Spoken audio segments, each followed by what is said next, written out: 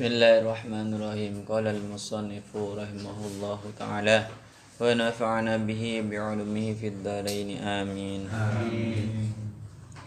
Qala al-imam Ibnu Uyainati man syakarin nasi wa qalbuhu sabirun radin bil qada'i lam yakun jaz'an fa inna nabiy sallallahu alaihi wasallam qala ajiduni ya Jibril maghmuman wa ajiduni makruban.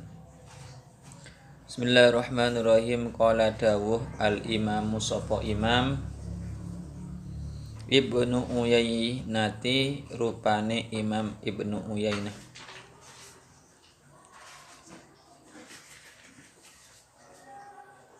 Tau ing lafat man syakarin nas. Man utawi sapane wong syaka iku wadul sapa man. Syaka iku wadul sapa man. Linnasi maring manungsa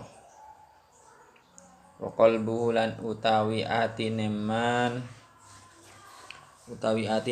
sabirun iku sabar radin tur ridho bil qada'i kelawan qada'i Allah, keputusani Allah. Lam yakun moko ora ana sapa man. Lam yakun moko ora ana sapa man jaz'an iku ngersula. Jaz'an iku ngersula. Fa innan nabi rana setuhune Nabi sallallahu alaihi wasallam qala iku dawuh sapa nabi ajiduni nemu sapa ingsun ni ing awak ingsun nemu sapa ingsun ing awak ingsun ya Jibril du Jibril maghmuman ing wong susah ing wong kang susah wa ajiduni lan nemu sapa ingsun ni ing awak ingsun sama kalau sama ndak usah dimakna makruban ing wong kang sumpek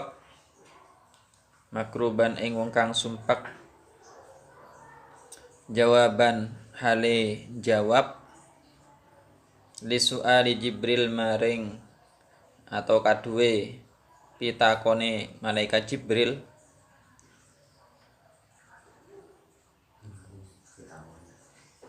anhu saking nabi fi maradi mautihi ing dalem lara kang nyebabaken wafate nabi.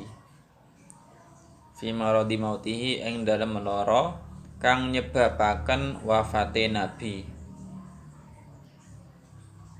Kaifa hale kaya apa tajiduka nemu sapa sira sapa panjenengan sama ka ing awak panjenengan nemu sapa panjenengan ing awak panjenengan. Ini di mana panjenengan karena memang Jibril tanyanya kepada Nabi Muhammad. Otomatis Nabi Muhammad dimuliakan oleh Jibril dan kata-katanya pasti sopan karena lebih mulia di sisi Allah. Kata Imam Ibnu Uyainah man syakalin nas wa qalbuhu sabir radin bil qada, orang yang madul ya melaporkan atau apa madul itu bahasa Indonesianya? Madul. Ya kalau bahasa Indonesianya melaporkan sama orang lain, sama manusia. Wa qalbuhu sabirun radin, sedangkan hatinya itu sabar, ridho dengan semua qada keputusan Allah. Ridho sudah dengan keputusan Allah. Maka lam yakun jas'an, meskipun cerita sama orang lain, lapor sama orang lain, enggak akan pernah ngersulo. Enggak akan pernah merasa menyesal. Apa ngersulo itu? Ngersulo ini ya kayak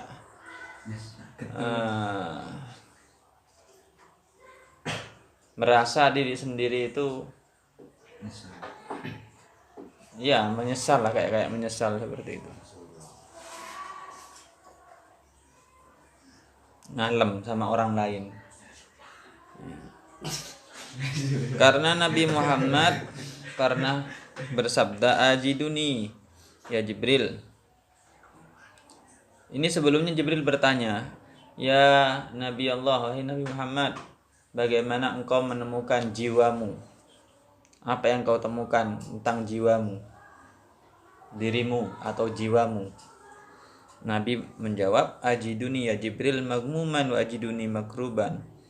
Saya menemukan jiwaku ini sedang dalam keadaan susah, sumpek. Tapi Nabi tidak pernah cerita atau ngalem sama orang lain.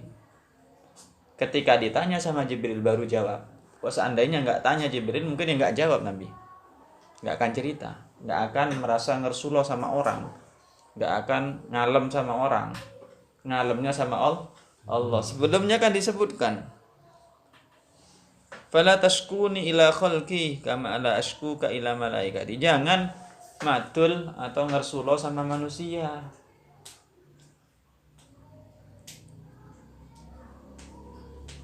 Ketika ditimpa cobaan, jangan ngersuloh sama manusia, madul sama manusia.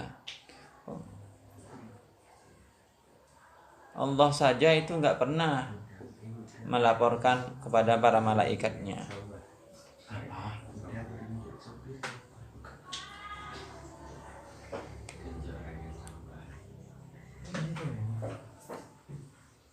Dan Jibril itu bertanya saat Nabi Muhammad itu sedang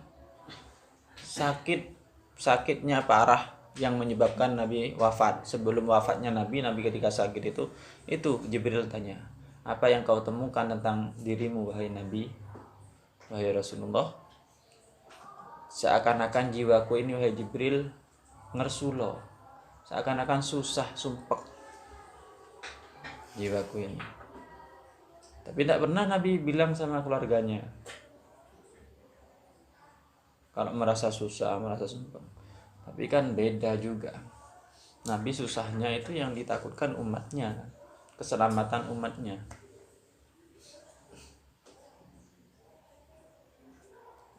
Kalau seperti kita takutnya kan takut meninggal, cepat meninggal. Inginnya masih lama hidup. Takut hartanya ditinggal, takut istrinya yang masih muda ditinggal.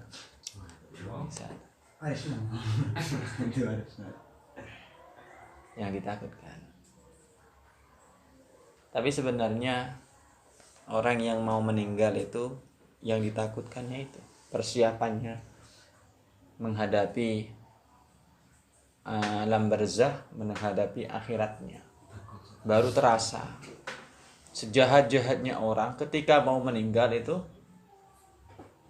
pasti merasa kecewa, menyesal.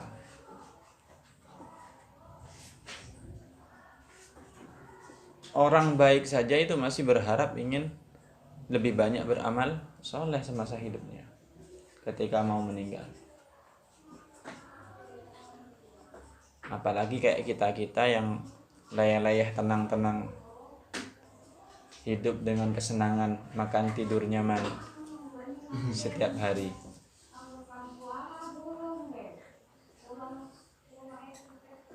Wal maqalatu as-salisatu wal ishrun, wal maqalatu nan utawi maqalah as-salisatu wal ishrun kang nomor 23, an Hatim saking Imam Hatim al-Asham, Imam Hatim al-Asham radhiyallahu doa. Wa huwa lan utawi Hatim al-Asham, nama aslinya siapa Hatim al-Asham itu? Abu Abdurrahman, iku Abu Abdurrahman julukannya ini. Hatim rupani Hatim bin Alwan. Wa yuqalu lan den arani sapa Hatim apa aran Hatim bin Yusuf apa aran Hatim bin Yusuf. Wa huwa lan utawi Hatim min akabiri masyayikhi Khurasani iku setengah saking penggedene pira-pira syekh tanah Khurasan. Iku setengah saking penggedene pira-pira syekh tanah Khurasan. Hatim bin Al-Asom ini termasuk pembesar guru-guru yang ada di tanah Khurasan, termasuk orang mulia, termasuk salah satu guru terbesar yang ada di tanah Khurasan. Wa kana lan ono sapa Hatim tilmidhu Syaqiq iku murite Imam Syaqiq. Imam Syaqiq. Hatim Al-Asom ini pernah berguru kepada Imam Syaqiq. Jadi gurunya Imam Syaqiq. Waruwiya den riwayataken annahu apa setuhune kelakuan ja'at iku teka imra'atun sapa wadon fasa'alat nulitakon sapa wadon Hatiman ing Imam Hatim an mas'alatin saking siji masalah ada perempuan tanya kepada Imam Hatim tentang satu masalah. Fattafaqa nuli nyocoki annahu apa setuhune kelakuan kharaja iku metu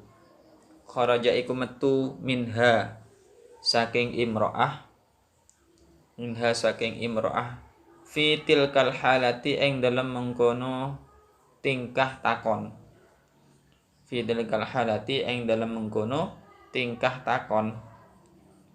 Sautun apa swara kang banget.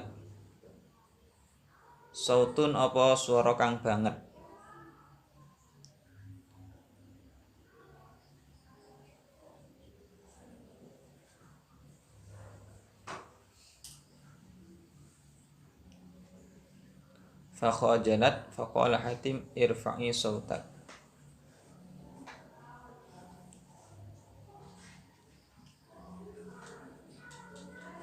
Fakhajalat faqalat Hatim irfa'i sautak. Fa'ara min nafsihi annahu asam.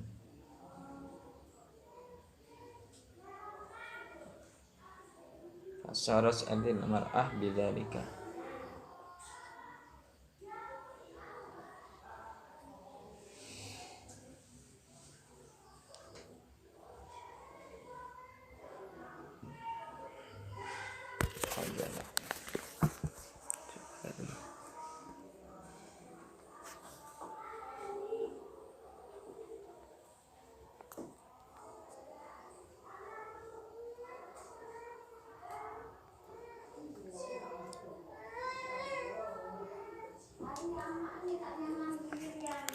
Fakhajalat moko isin sapa mar'ah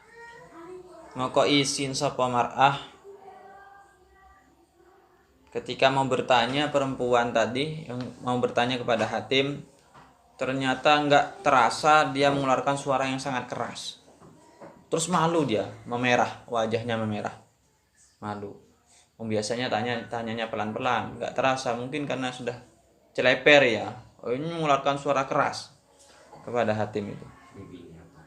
Faqala nuli dawuh Hatimun sapa Hatim Imam Hatim, irfa'i banteraken sira wadon. Masih disuruh keraskan suaranya oleh Imam Hatim. Padahal perempuan tadi malu karena mengeluarkan suara yang sangat keras. Tapi masih disuruh lebih keras lagi suaranya. Seakan-akan Imam Hatim ini enggak mendengar. Kurang pendengarannya. Banteraken sira wadon sautaka ing swara sira, sautaki ing swara sira karena perempuan. Sautaki ing swara sira fa'ara nuli ningali sapa ingsun. Nuli ningali sapa ingsun mar'ah maksudnya. Min nafsi saking awake Hatim. Saking awake Hatim annahu setuhune Hatim. Annahu ing setuhune Hatim asamu iku tuli budek atau tuli. Fasaras moko bungah. Fasaras moko bungah almar'atu sapa wadon. Bidzalika kelawan mengkono annahu asamu. Annahu asamu. Pura-pura enggak dengar Hatim, pura-pura enggak budek ya, pura-pura tuli. Disuruh lantangkan lagi suaranya. Keraskan lagi suaranya, saya enggak dengar, katanya Imam Hatim. Biar enggak malu perempuan tadi itu. Biar hilang wajah yang memerah karena malunya itu. Akhirnya enggak jadi yang mau malu. Wajah yang sudah memerah karena malu itu berubah lagi. Berubah seperti semula. Enggak malu. Berarti menyangka, perempuan tadi itu menyangka bahwasanya Imam Hatim ini berarti termasuk tuli. Kalau bicaranya pelan enggak dengar. Harus dikeraskan. Wa qalat lan dawuh sapa mar'ah. Wa qalat lan dawuh sapa mar'ah innahu setuhune Hatim. Innahu setuhune Hatim lam yasma' iku ora krungu sapa Hatim. Iku ora krungu sapa Hatim as-sauta ing swara. Au sauta ing swara. Faghalaba moko ngelindih. Moko ngelindih alaihi ing atase Hatim. Alaihi ing atase Hatim ismus somam apa aran somam. Apa aran somam atau asom. Makanya julukan asom ini kan Hatim, Imam Hatim namanya ya, gak ada asomnya. Ini julukan. Kok disebut Hatim al-Asom? Asom kan artinya tuli. Ya, tuli gak mendengar asom itu. Kenapa? Awal mulanya kok dijuluki tuli? Kenapa? Kok dijuluki asom itu Imam Hatim ini? Nah, cerita tadi itu ada perempuan ingin bertanya pada Imam Hatim tentang suatu masalah. Ketika bertanya nggak terasa dia mengeluarkan suara yang sangat keras. Nah, pas malu, mau bertanya sama ulama kok bertanya dengan suara lantang, suaranya sangat keras. Malu akhirnya memerah wajahnya. Tapi Imam Hatim pura-pura nggak dengar, pura-pura tuli, biar tidak malu perempuan tadi itu. Coba keraskan lagi. Nah, itu kan menunjukkan pura-puranya memang kayak beneran. Kalau pura-pura nggak dengar kan, nggak disuruh keraskan lagi suaranya kan, seakan-akan hanya pura-pura saja nggak dengar. Tapi kalau disuruh keraskan lagi suaranya, kayak seakan-akan sungguhan nggak dengar. Keraskan lagi suaranya, saya nggak dengar. Wajah yang sudah memerah kembali seperti semula, nggak malu lagi perempuan tadi itu. Dan menyangka perempuan itu bahwasanya Hatim benar-benar nggak mendengar suaranya tadi. Maka dari itu, sejak itulah Hatim ini dijuluki al-Asom. Dijuluki al-Asom. Jadi Imam Hatim al-Asom. Sebenarnya sama seperti yang pernah saya ceritakan mungkin sebelumnya di Sulam Taufik, kalau nggak salah itu ada kisah seorang wanita cantik, muda, masih perawan, berdandan, mau pergi kulaan atau beli-beli ya ke pasar, ke toko, mau kulaan ke toko, beli-beli, dandan sudah cantik ya, pergi ke toko, pemilik tokonya pemuda tampan juga. Pemilik tokonya pemuda tampan. Apalagi? Tapi tokonya itu nggak pernah laris. Ada satu, ada dua, cuman kalau yang beli itu nggak laris. Perempuan tadi itu pergi ke toko itu beli. Kemudian setelah tanya-tanya, beli-beli, nggak terasa, moro-moro ngeluarkan angin, kentut. Mungkin kentutnya bukan tit ya. Kalau tit terlalu kecil. Nggak terasa itu karena mungkin ini biasa kentutnya suaranya keras. Pret nih mungkin ya.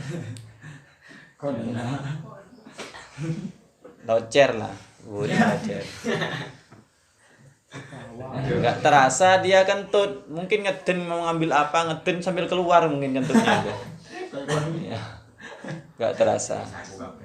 Lah, akhirnya perempuan ini sudah wajahnya langsung memerah karena saking malunya.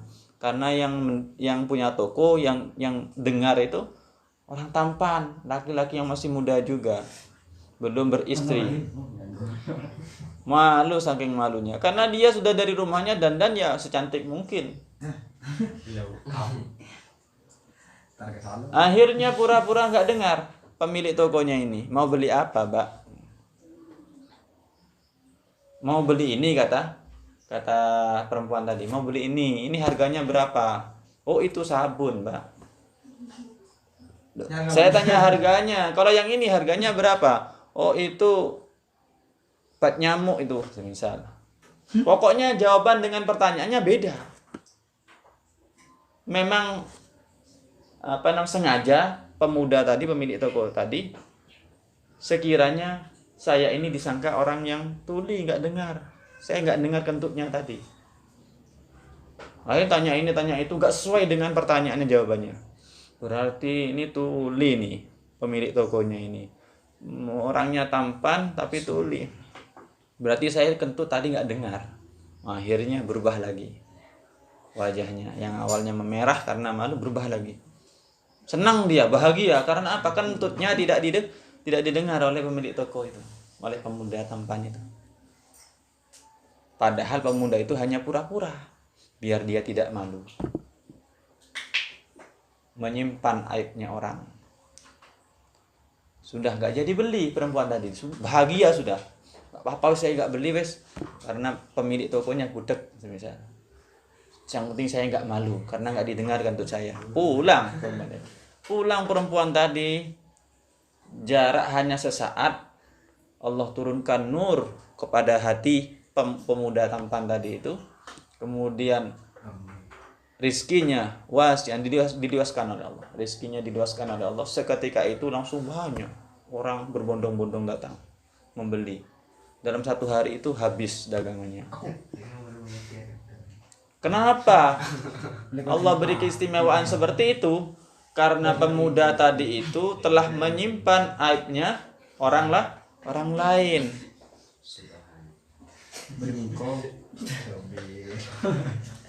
Yang awalnya orang lain itu malu, karena berkat dia jadi gak malu, disimpan aibnya. Ini gunanya kita menyimpan aib orang lain, bukan mengumbar-ngumbar aibnya orang. Nanti ya saya tak ajari kalau seumpamanya di dalam kelas ada yang ngentut, sampingnya jangan rame-rame. Jangan rame-rame, gayanya saja. Geser bangkunya. Nah. Tapi kalau saya yang dengar lain lagi nanti. Kalau saya yang dengar lain lagi, tak suruh gini nanti. Pokoknya ada yang kentut, semisal ya. Ayo sekarang hirup bersama-sama biar cepat habis kentutnya. Ya, kalau sendirian kan baunya menyengat, tapi kalau bersama yang menghirup, ya sedikit-sedikit itu kan habis juga. Satu untuk bersamaan ya.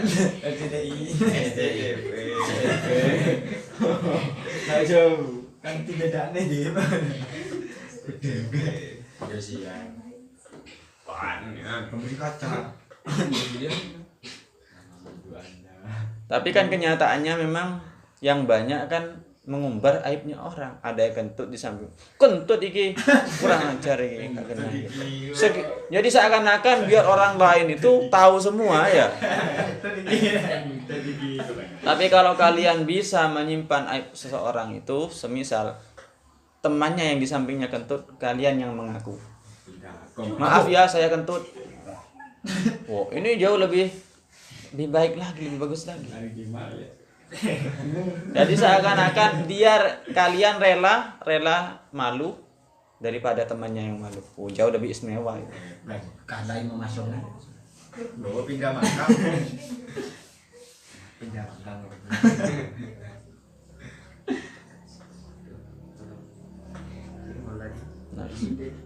Ma min sobahin. Nah ini dawuhnya Imam Hatim Al-Asham. Apa dawuhnya? Kalam hikmahnya itu apa? Ma ora ono. Mana? Ma ora ono min sobahin utawi waktu isu. Min sobahin utawi waktu isu. Illa angin wayakulu lan dawuh asyaitanu sapa setan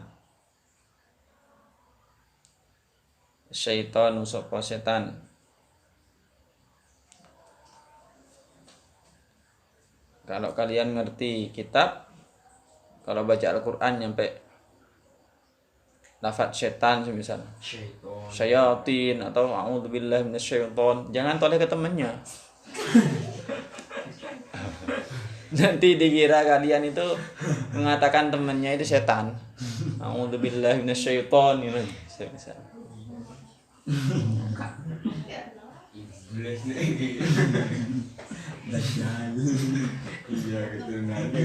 Ini hebatnya Imam Hatim Al-Asham. Ini pernah berbincang-bincang dengan setan. Ya. Wa yaqulu lan ngucap sapa syaiton setan li maring ingsun. Setan itu pernah berkata sama saya, katanya Imam Hatim. Setiap paginya, ma min sobahin illa wa yaqulu syaiton. Tidak ada di setiap paginya kecuali setan itu bertanya sama saya. Setiap hari, setiap pagi bertanya. Setiap pagi itu mengatakan sama saya. Setiap pagi, setiap harinya. Apa yang ditanyakan oleh setan kepadaku? Ma ing opo tak kulu mangan sapa sira ing ma. Tak kulu mangan sapa sira ing ma wa malan ing opo. Wa malan ing opo talbasu nganggo sapa sira. Nganggo pakaian maksudnya sapa sira. Wa aina lan ing dalem endi taskunu manggon sapa sira. Fa aqulu moko ngucap sapa ingsun lahu maring syaiton akilu mangan sapa ingsun al mauta ing mati ai tegese adzuku nyicipi sapa ingsun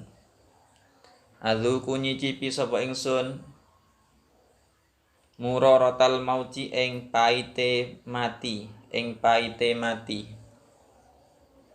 wa albasu lan nganggo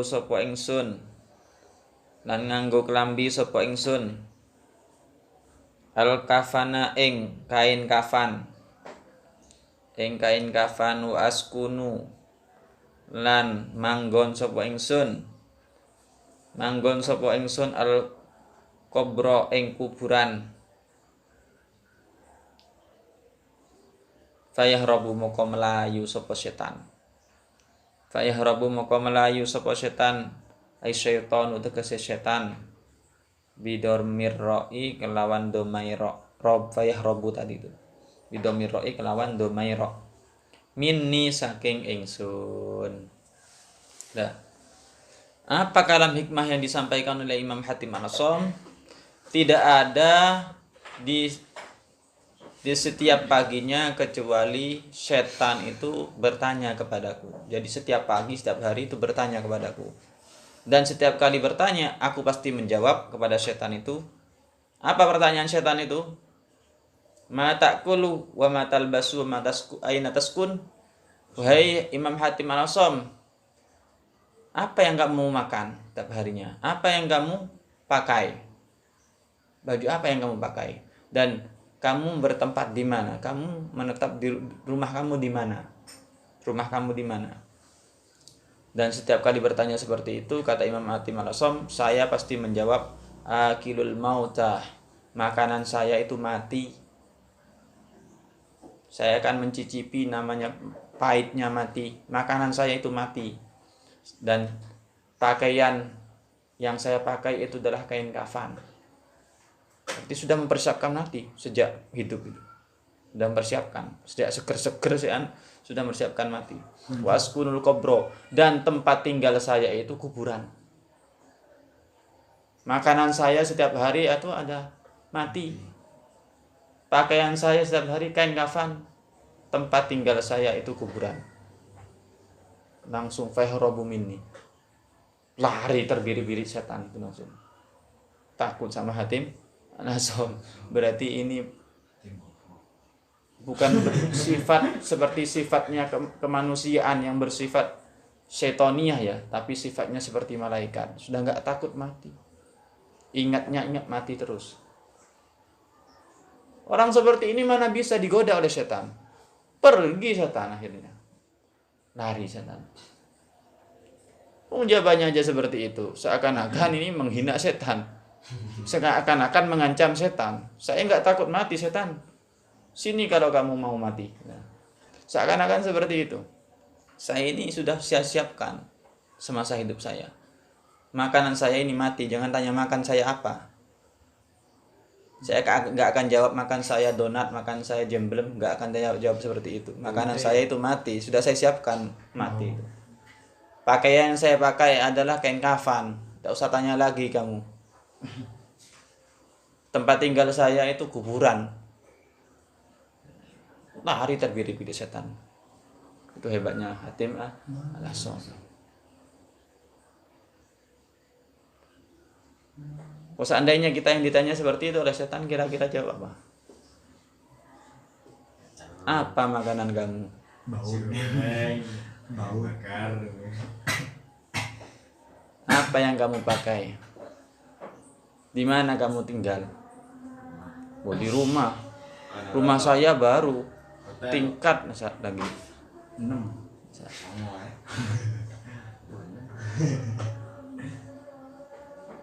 Setan. Termasuk yang pernah ditanya lagi oleh setan itu kalau nggak salah Nabi Idris. Nabi Idris itu pernah didatangi oleh setan. Setan itu berwujud manusia yang datang kepada Nabi Idris, bertanya, "Ya Nabi Allah, saya ingin tanya, mau tanya apa? Allah ini tentang tauhid. Allah ini bisa enggak, mampu tidak, kuasa tidak menjadikan bumi yang besar ini ditaruh di dalam telur yang sekecil ini. Bumi yang besar ini diletakkan atau dimasukkan ke dalam kulit yang hanya kecilnya 1 genggam ini. Masukkan ke telur ini." Apa kata Nabi Idris? Sebelum menjawab, Nabi Idris ditusuk sama jarum. Matanya iblis itu. Bukannya setan ya, iblis. Ya. Matanya iblis. Ditusuk. Matanya iblis itu ditusuk. Ya buta matanya langsung. Keduanya langsung seketika juga jawab. Seandainya pertanyaanmu lebih dari itu, Allah itu sangat mampu, sangat kuasa, lebih dari itu, bahkan lebih besar dari bumi ini, berkali-kali lipat lebih besar, mau diletakkan di dalam kulit telur. Allah itu kuasa, mampu, maha kuasa. Kalau dinalar secara akal kita kan nggak mungkin. Karena kalau masalah tauhid, ya, yang harus kita kedepankan itu keimanan. Sama seperti kejadian Isra Mi'raj. Kalau nggak mendahulukan iman kan nggak mungkin secara nalar. Hanya sesaat, nggak sampai 1 malam kan. Sesaat itu. Nabi Isra wal Mi'raj. Kemudian nyampe lagi, tempat tidurnya masih terasa hangat. Kayak baru bangun, tidur lagi. Masih terasa hangat. Kan nggak mungkin secara akal. Tapi kalau kita dahulukan keimanan, pasti mungkin. Karena Allah yang menggerakkan. Ya Allah serba kuasa, maha kuasa. Meskipun 7 kali lipatnya bumi ini, mau diletakkan di dalam telur, bahkan telurnya cecak semisal ya, sekecilnya telurnya, Allah mampu. Tapi kalau kita pikirkan nggak akan nalar, nggak ada logikanya, nggak bisa, nggak kuat. Akal pikiran kita itu nggak mampu. Bukan ilmunya, akal pikiran kita sudah. Masalah keimanan. Setan ini lebih takut sama orang-orang yang alim. Sebenarnya. Dan lebih dekat sama orang-orang ahli ibadah. Ini saya contohkan, ada cerita. Di suatu masjid itu, di dalamnya ya ada 2 orang cuma. Satu orang sedang sholat mulai jam 1 sampai hampir subuh. Sholat sunnah. Yang satunya tidur di sampingnya. Tidur ada. Satunya di sampingnya, temannya itu tidur. Satunya sholat. Setan itu mau masuk, ragu-ragu. Mau masuk pintu masjid itu. Masuk enggak ya? Was-was setan itu. Kenapa? Ditanyakan. Kenapa kamu enggak berani masuk? Setan. Saya takut. Masih ragu-ragu. Yang saya takuti ini bukan orang yang sholat itu. Yang saya takuti orang yang tidur. Kalau orang yang sholat, wah itu nggak gampang cara menghasutnya, nggak menggodanya juga gampang, sangat gampang. Yang saya takuti yang tidur itu takut bangun. Kenapa? Yang sholat itu orang bodoh. Orang bodoh yang sholat. Sedangkan yang tidur itu orang alim. Saya takut ketika bangun nanti gara-gara saya mengusik, terus bangun orang yang tidur itu, kemudian dia ibadah, saya rugi besar saya. Karena ya seperti itu. Ketika orang berilmu melakukan amalan solehan, setan itu merasa rugi besar, bahkan menangis. Setan itu. Kalau masalah orang yang tadi yang ibadah terus itu, dia orang bodoh. Setan itu sudah punya keyakinan, ibadahnya nggak akan diterima itu. Ibadahnya kayak sia-sia itu. Orang bodoh. Wudhunya belum tentu sah. Sholatnya juga belum tentu sah. Orang bodoh. Yang saya takuti itu yang tidur itu tuh. Takut bangun, makanya saya ragu-ragu mau masuk katanya. Tidurnya saja dinilai ibadah. Kalau orang alim yang mengamalkan ilmunya. Jadi sebelum tidur sudah niatkan, saya tidur ini niat saya nanti biar kuat bangun ibadah di malam hari. Padahal bangunnya sampai subuh baru bangun. Gak sempat ibadah. Tapi tidur selama tidurnya mulai jam 9 sampai jam hampir subuh itu dinilai ibadah. Karena apa? Karena niat, karena keikhlasannya. Ini pentingnya niat. Siapa yang tahu niat seperti itu? Kalau bukan orang alim. Nah, ini kalian termasuk alim sudah tahu maksudnya. Ya, niat itu sangat penting. Tidur itu ya penting buat butuh niat itu biar dinilai ibadah.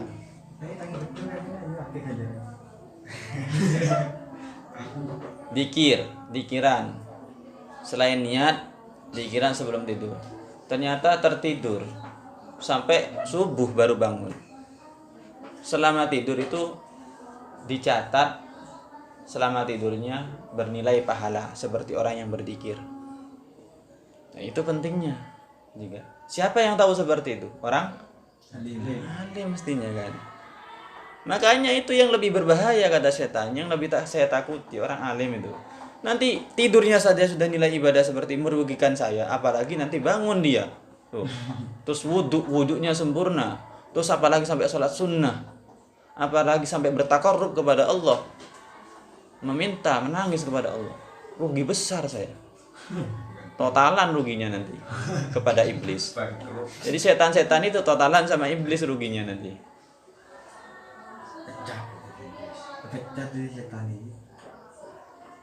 Ini pentingnya ilmu.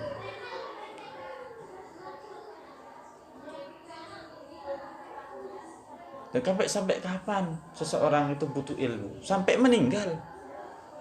Dan sampai meninggal.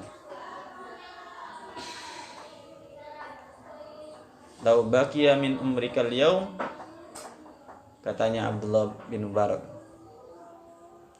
seandainya Abdullah bin Mubarak tanya oleh seorang, seandainya sisa umurmu tinggal 1 hari, wahai Abdullah bin Mubarak, kamu gunakan untuk apa 1 hari itu?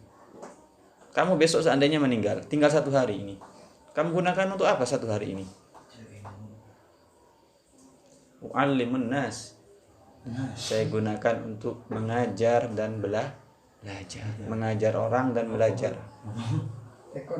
Gunanya apa? Biar saya tercatat orang yang senang ilmu. Faqihun azim, kata-katanya itu. Orang yang senang ilmu, azim. Orang yang mulia.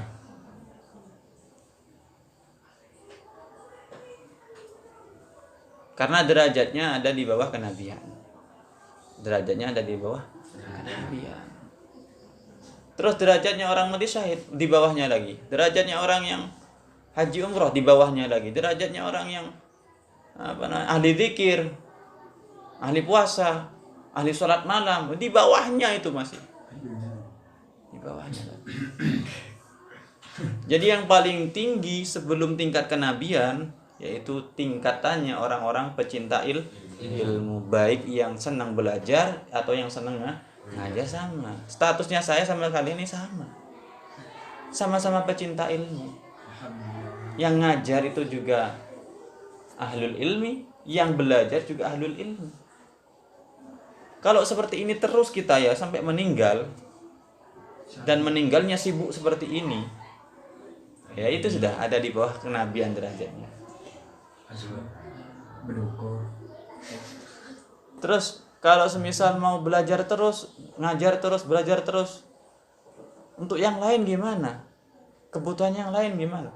Nah, sebenarnya itu selain belajar, selain mengajar, semuanya bisa jadi amal ibadah.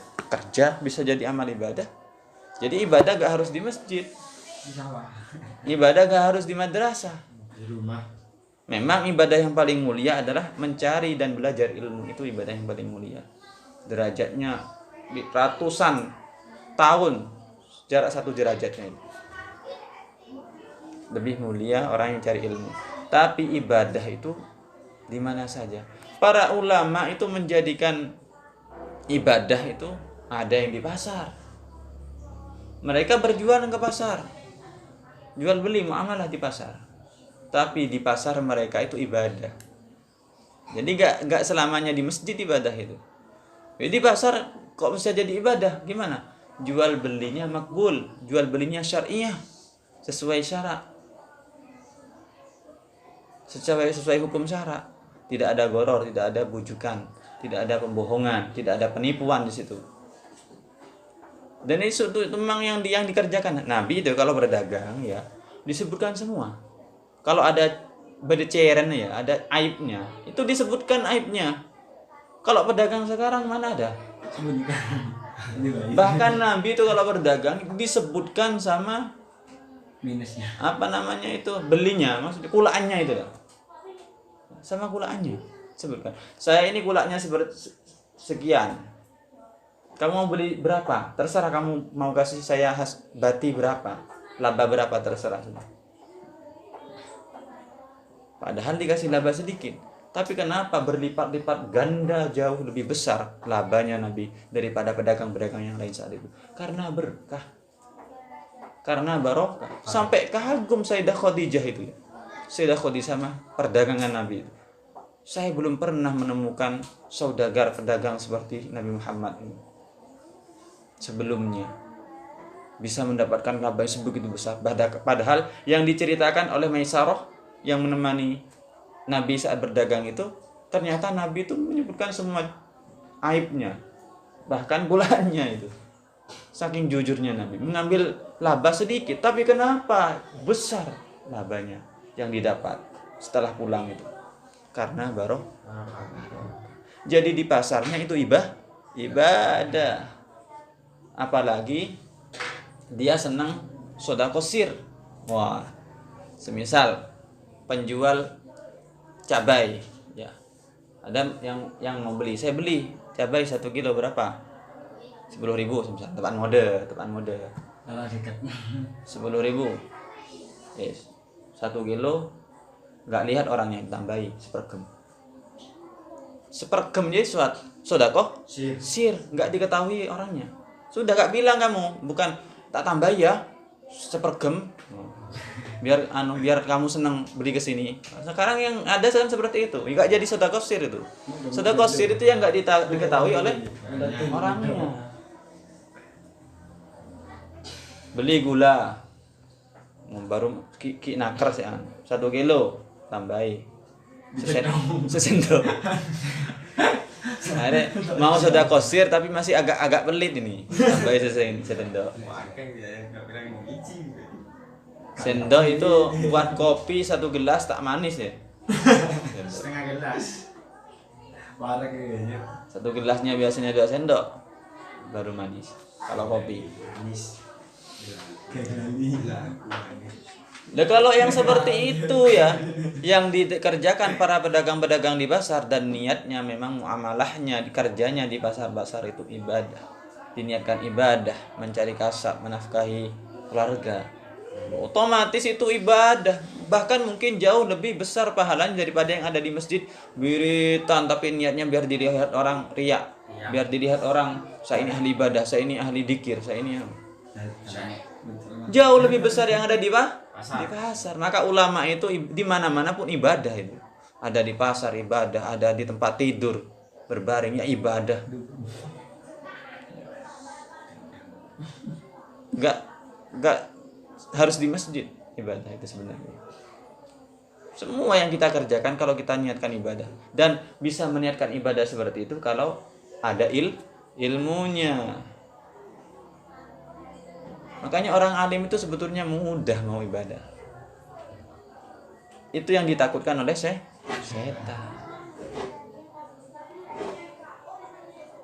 Alim. Kayak kita gimana? Ya sedikit-sedikit lah meniru orang alim. Sedikit-sedikit kita belajar, mendengar nasihat-nasihat. Ini ya bukan. Terus kan nggak mungkin kita mau jadi alim seketika 1 jam langsung jadi alim, nggak mungkin. Saya saja belajar 11 tahun di pondok, mau kalian habiskan 1 jam ya kan nggak mungkin. Ayo 11 tahun saya di pondok belajarnya, kalian habiskan 1 jam bisa? Saya ngomong 1 jam kalian bisa habiskan ilmunya itu? Ya nggak mungkin juga kan. Dia butuh proses juga, sedikit-sedikit, dan nggak ada yang namanya kasepnya ya. Orang belajar nggak ada kasepnya, apalagi sekarang serba dipermudah, bisa ngaji lewat YouTube online. Nggak dapat pelajaran saya di YouTube-nya Sultan juga ada. Iya, nggak mau pelajaran saya cari YouTube. Pelajaran kiai-kiai yang lain, ulama-ulama habaib-habaib yang lain di YouTube banyak. YouTube ini. Iya. Kalian mau ngaji di mana? Bisa sekarang. Sekarang fasilitas serba mudah, tapi orangnya serba malas. Orangnya serba malas. Makanya akan sampai ada ulama itu yang Nabi Nuh. Nabi Nuh itu pernah ada seorang perempuan itu menangis karena anaknya, putrinya orang wanita itu meninggal, umurnya masih muda katanya. Kenapa kamu menangis, kata Nabi Nuh? Putri saya masih muda meninggal. Gimana ini? Saya kasihan. Berapa umur putrimu? 300 tahun. Di masanya Nabi Nuh 300 tahun itu masih muda. Kayak umur 12 tahun mungkin. Iya. Umur Nabi Nuh itu berapa? 1010 tahun. Nabi Nuh dakwah selama 900 tahun lebih. Tapi enggak sampai 1000 tahun dakwahnya. Yang ikut kapal itu saja sedikit kan. Tapi bukan, Nabi Nuh termasuk ulul azmi.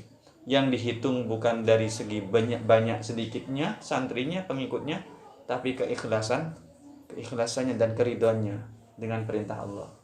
Nabi Nuh termasuk ulul azmi. Sukses juga dakwahnya, meskipun pengikutnya sedikit, karena enggak dinilai dari itunya, sedikit banyaknya. kesabarannya, keuletannya, keikhlasannya, itu yang dinilai. Kemudian kamu ini, katanya Nabi Nuh, umur putrimu 300 tahun, tapi itu sedikit menurutmu. Tapi menurut nanti umat-umat di akhir zaman, umatnya Nabi Muhammad, itu umurnya panjang. Kamu nggak tahu, ada umat nanti, umat Nabi Muhammad itu umurnya hanya berkisar 60 tahun. Sudah diprediksi oleh Nabi Nuh 60 tahun. Loh, katanya perempuan tadi itu, kalau umurnya hanya 60 tahun, masa sempat mau beramal soleh, ibadah, taqarrub kepada Allah, banyak amal kepada Allah? Sempat aku hanya 60 tahun. Katanya, ya hanya sebentar sebenarnya kita ini dibandingkan umat terdahulu, hidupnya kita ini. Ya kan, lebih daripada 60 tahun ya bonus sebenarnya. Bonus. Karena diukur dengan nabinya gitu. Nabi Muhammad 62-63 tahun. Lebih dari itu ya berarti bonus meskipun sampai 100 tahun. Bonus.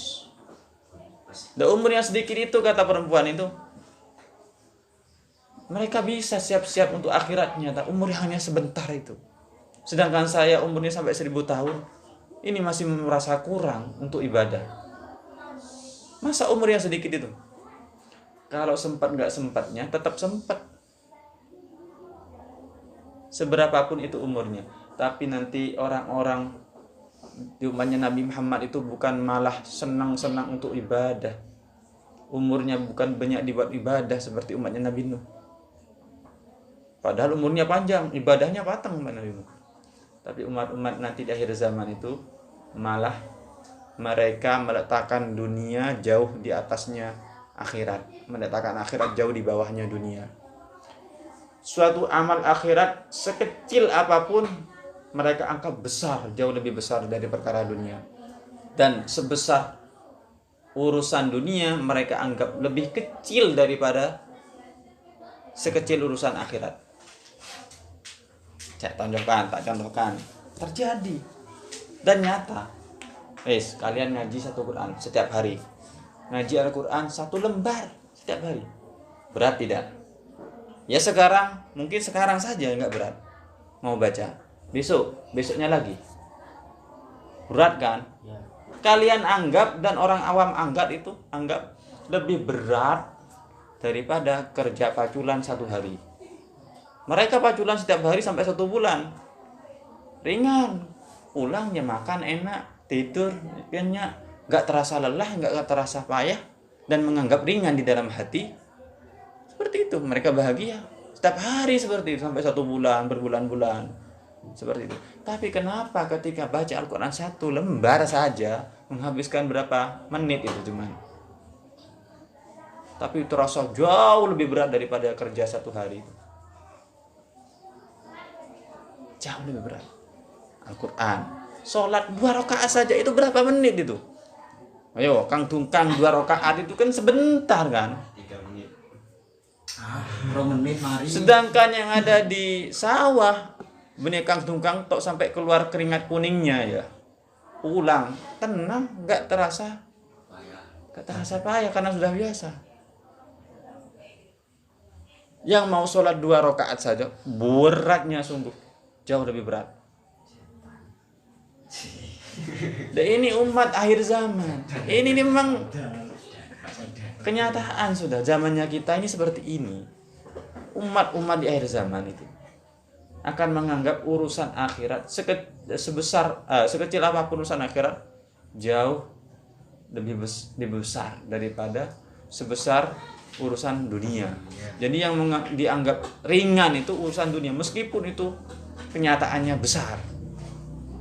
Bahkan ada yang 1 hari 1 malam ya kerjanya non-stop ya, 1 hari 1 malam. Ringan biasa-biasa saja. Sempatnya cuma makan, tidur sejenak, kerja lagi. Ringan, terasa ringan. Dianggap biasa. Dan ini umat akhir zaman seperti ini. Tapi ketika mereka mau sholat 5 waktu saja, berat. Bahkan mungkin yang mau sholat itu hampir sholat duhurnya hampir asar, sholat asarnya hampir maghrib, Syariat. sholat subuhnya hampir tulu, dan yang lainnya. Atau bahkan kehilangan sudah subuhnya. Lampes. Ibadah ya. Nyata nggak? Nyata. Nah, ini sebenarnya tantangan. Makanya kenapa umat Nabi Muhammad dimuliakan, diistimewakan oleh Allah daripada umat-umat yang lain. Umat-umat yang lain ya, kalau dosa langsung saat itu, kalau berbuat dosa, ada satu umat, kalau nggak salah umatnya Nabi Musa, kalau nggak salah, langsung bunuh diri, tobatnya itu. Ya, berbuat dosa, maksiat kepada Allah, langsung bunuh diri. Tobatnya harus bunuh diri, menebus salahnya, dosanya. Tapi umatnya Nabi Muhammad dosa berkali-kali, akan tedung nyaman, nyenyak. Iya kan? Ayo, ada umat terdahulu juga, ketika bajunya kena najis, mau dibuat sholat, gimana cara sucinya? Harus digunting. Najis segini, digunting. Kalau najisnya di tengah, gunting. Najis semua. Nggak bisa dicuci itu. Bukan karena najisnya nggak bisa dicuci, memang syaratnya, syariatnya umat terdahulu harus dibuang kalau kena najis itu. Membenarkan yang najis, tarik tompas guntingnya. Nah iya, kan nggak ada sudah yang mau digunting sudah. Tinggal apanya bajunya terus. Anjing. Itu umat terdahulu, tapi umatnya Nabi Muhammad cukup dicuci. Laundry deh, deterjen. Bahkan gak usah deterjen, esongnya lah kurba lah. Langsung suci. Gampang, istimewa umat Nabi Muhammad. Bahkan syafaat terbesarnya syafaat umat Nabi Muhammad untuk yang dikasih oleh Nabi Muhammad yang syafaat ulma dari Nabi Muhammad untuk umatnya nanti. Dikasih syafaat. Ya. Kalau masalah istimewa kurang apa umat Nabi Muhammad? Tapi masalah ini sudah akhiratnya jauh kalah dengan umat-umat terdahulu. Makanya kan Nabi Musa itu ketika Nabi Rod turun sama Nabi Musa terus disuruh balik lagi. Nabi Musa tahu umat Nabi Muhammad itu sengkaan. Sengkaan. Jujur, iya. Gak akan kuat. Umat Nabi Musa saja merasa keberatan, apalagi umat Nabi Muhammad. 5 waktu saja itu kasengkan. Nah, ini sudah jadi bukti sudah. Nyata sekarang memang sudah.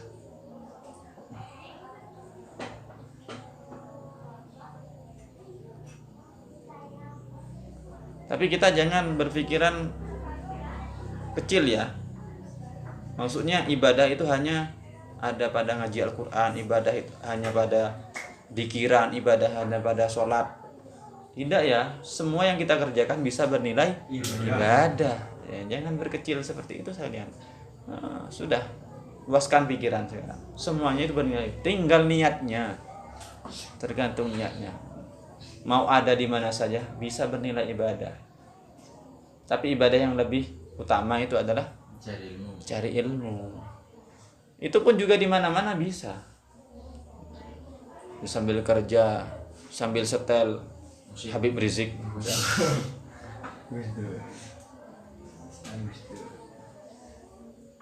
Saya bisa. Kalau masalah ibadah di mana saya bisa.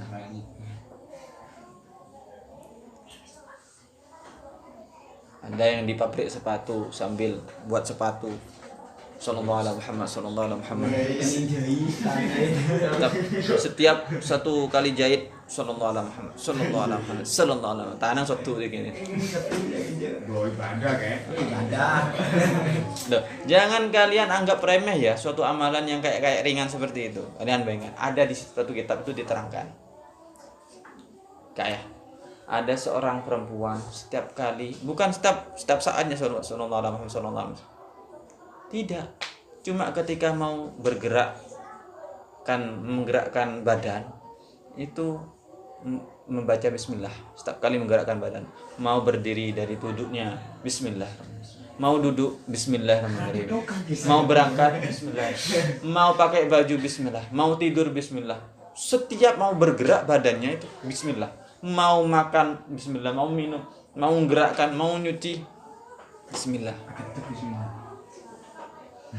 Istiqomah seperti itu bertahun-tahun. Satu saat diuji oleh suaminya, dicoba, dites oleh suaminya. Ini kok istri saya ini kok amalannya bismillah. Apa sih istimewanya bismillah? Saya ingin nyoba. Saya uji. Akhirnya pergi ke kamarnya.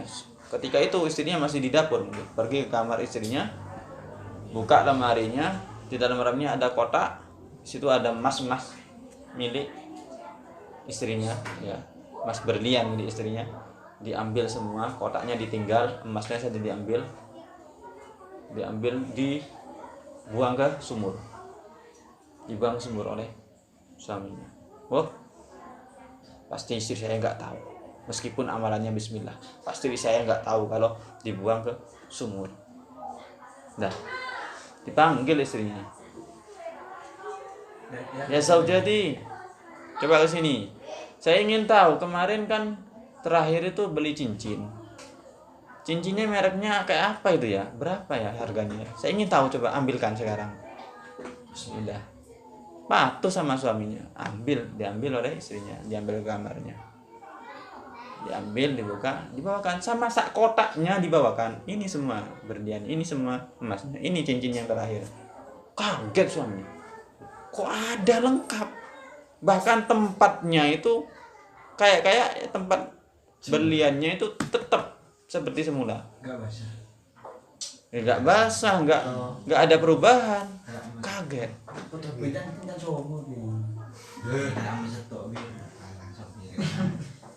Kaget. Kok bisa wahai istriku? Kenapa wahai suamiku? Tadi loh sebelum saya suruh itu saya buang semua berlian itu, semua emas-emas itu ke dalam sumur. Kok bisa ada lagi? Ternyata memang istrinya dapat kabar bahwasanya saat suaminya membuang ke sumur, seketika itu juga para malaikat langsung mengangkat kembali itu dari sumur, diambilkan oleh para malaikat, diletakkan lagi ke tempatnya oleh para malaikat. Ya enggak basah, malaikat yang ambil. Menhuda setoron.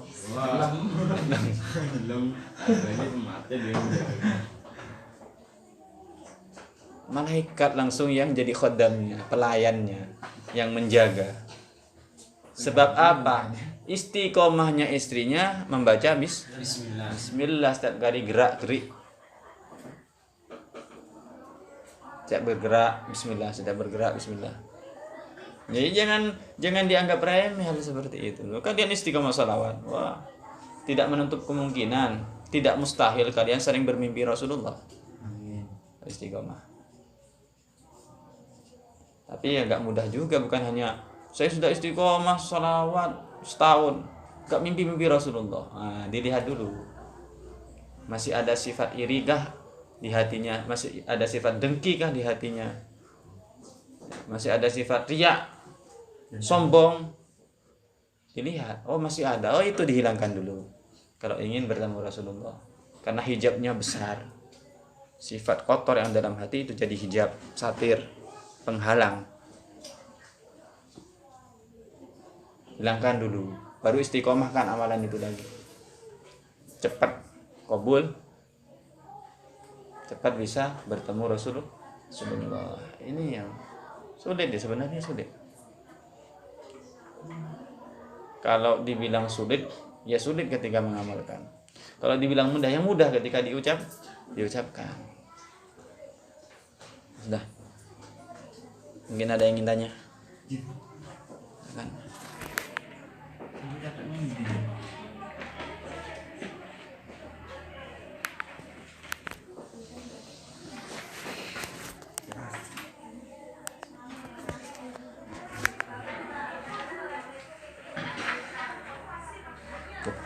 Ternyata lama sudah ya. Iya. 1 jam 5 menit. Alhamdulillah, tambah ibadah kita. Ada satu aja yang ingin tanya. Kalau ada, ya. Bagaimana hukumnya kalau sholatnya kebablas itu karena kecapean? Haram. Apa sih? Saya jawab. Capean ketiduran gitu maksudnya. Iya. Yang dianggap rukhsah, yang dapat dispensasi itu ya, yang enggak dosa. Kalau tidurnya sebelum masuk sholat, kemudian nggak bangun sampai kebelabas, keluar waktunya sholat. Tidur sebelum duhur, belabas sampai asar. Duh, kok bangun saya kok sampai asar sekarang ini? Itu diruksoh, tapi harus dikodok juga sholatnya. Gak dosa. Tapi kalau bangun kemudian tidur lagi, lain lagi sudah ceritanya itu. Bangun jam 2, kurang tidur lagi sebentar, ternyata belabas asar. Ya itu yang dosa. Lain lagi ceritanya itu. Sengaja. Kalau Ya. subuh gitu mas. Ya. Subuh. Kebiasaan. Tiap hari. Ya sebenarnya masa dalam satu malam itu juga nggak ada bangunnya. Ya tinggal niat saja lah. Saya ingin Alarm guys. tidurnya lebih awal biar subuhnya nggak telat. Misalnya. Biar subuhnya nggak telat. Kalau kebelabas ya tetap kalau sudah ditinggalkan wajib kodok, wajib semua kodok itu sebenarnya. Kalau masalah sembrono itu tergantung orangnya. Kalau yang sembrono itu yang dosa, yang sembrono. Terus kalau sembrono semisal sembrono terus nggak sholat, ya tetap wajib kodok. Makanya kita kan dikasih solusi oleh ulama-ulama itu. Gimana sekiranya kita semasa hidup semasa sudah balik ya, sudah taklif, sudah kena kewajiban sholat semasa hidup ya, sampai sudah tua ya, sampai sekarang ini kira-kira kan banyak yang bolong, yang ditinggalkan atau yang lalai atau yang lupa semisal. Solusinya gimana untuk menyempurnakan itu, mengkodoi itu? Paling tidaklah setiap kita sholat lagi, niatkan mengkodok. Sholat duhur, sholat lagi itu duhurnya, tapi niat kodok. Ringan, cara mengkodoknya itu ringan. Meskipun lebih nggak apa-apa, lebih baik lebih daripada kurang. Ada yang masih bolong, nanti kan dipertanggungjawabkan. Sholatnya pertama yang dipertanggungjawabkan, yang ditanyakan. Ini kasih solusi sebetulnya kita. Tapi kalau di masjid jangan. Maksudnya ini ya ketara atau di madrasah setelah sholat maghrib. Kok sholat maghrib lagi kamu? Kodok. Ya kalau nggak malu jujur nggak apa-apa. Kalau malu sama temannya. Kodok. Atau seperti ini, semisal setiap maghribnya pasti istiqomah ada di madrasah. Ya ditaruh malam Subuh. Sebetulnya nggak harus ya kodok maghrib itu di maghrib, nggak harus. Meskipun kodok maghrib di waktu duhur bisa, boleh. Kodok maghrib di waktu duha ya boleh. Nggak harus di waktunya. Boleh kapan saja, sesempat. Dan lebih baik lagi itu percepat. Maksudnya jangan ditunda-tunda, karena mati itu nggak ketemu. Besok saja wis. Ternyata nggak sampai besok, meninggal dulu. Iya kan? Tinggal niatnya saja kan. Ternyata masih belum digodok sholatnya. Itu yang ditakutkan. Jadi dipercepat itu lebih bagus, lebih utama. Ya tergantung sembrononya saja, itulah jawabannya. Kalau orangnya itu sembrono meninggalkan sholat meskipun karena kecapean, seandainya sholat dulu sebelum tidur misalnya. Atau seperti ini caranya lagi kalau subuh itu. Minta tolong orang itu termasuk ikhtiarnya. Nanti bangunin saya, takut nggak bangun subuhnya. Ya. Ikhtiarnya seperti itu. Tapi kalau nggak ada seperti itu, nggak ada niatan mau bangun, terus nggak ada usaha kepada orang lain untuk bangunkan saya, nggak ada seperti itu. Berarti ya dia sembrono memang. Biasanya telat subuhnya, biasanya terbelabas subuhnya, nggak ada ikhtiar seperti itu. Itu termasuk sembrono. Jadi kalau semisal sering kebelabas subuhnya ya harus ada ikhtiar, nyuruh orang 1 atau 2 orang untuk membangunkan. Atau diantaranya pakai alarm. Kalau alarm nggak mampu ya harus pakai air 1 serimba. Biar alarm sampai alarm 3 HP bunyi semua nggak bangun. Ya ini perlu air 1 timba berarti. Kayak speaker. Iya. Sahur. Dan nanti kalau kalian berkeluarga, kan masuk keluarga itu nggak ketemu juga, macam-macam. Kalau kalian termasuk orang yang sulit bangunnya, ternyata salah satu pasangannya semangat membangunkan, patut bersyukur kalian. Itu kelebihan. Patut bersyukur. Ya berdoa saja, semoga ada yang lebih semangat ibadahnya dari kita. Satu keluarga. Patut bersyukur, itu alarm yang paling istimewa itu ya. Pasangan yang sering membangunkan pasangannya untuk sholat, untuk ajak ibadah, ngajak jamaah dan yang lainnya. Wah, itu alarm yang jauh lebih sempurna daripada HP itu sudah. Alarm terhalus. Terenak. Siapa hari ngaji? Subhanallah. Subhanallah. Ibadah, ibadah yang paling enak sama keluarga, sama suami, sama istri. Nah, apalagi lap-celap. Allah alam sawal Fatihah.